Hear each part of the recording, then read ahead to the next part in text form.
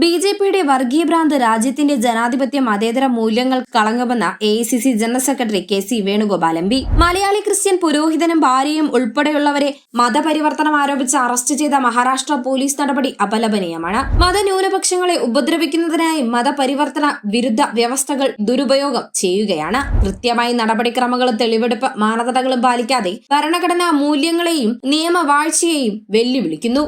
വൈദികൻ ഉൾപ്പെടെയുള്ളവരെ അറസ്റ്റ് ചെയ്ത നടപടിയിൽ മഹാരാഷ്ട്ര പോലീസിന് വീഴ്ചയുണ്ടായിട്ടുണ്ടോ എന്നത് അന്വേഷിക്കണം. ഭരണഘടന ഉറപ്പു നൽകുന്ന ആരാധനാ സ്വാതന്ത്ര്യം തടസ്സപ്പെടുത്താൻ ഭരണ സംവിധാനങ്ങൾ ഒത്താശ ചെയ്യുന്നത് ജനാധിപത്യത്തിന്റെ അന്തസത്തയ്ക്ക് ഭീഷണിയാണ്. ക്രിസ്മസ് പ്രാർത്ഥനയിൽ പങ്കെടുത്തതിന്റെ പേരിൽ ബജ്രംഗ് ദൾ പ്രവർത്തകർ നൽകിയ പരാതിയിലാണ് വൈദികനും ഭാര്യയെയും പോലീസ് അറസ്റ്റ് ചെയ്തത്.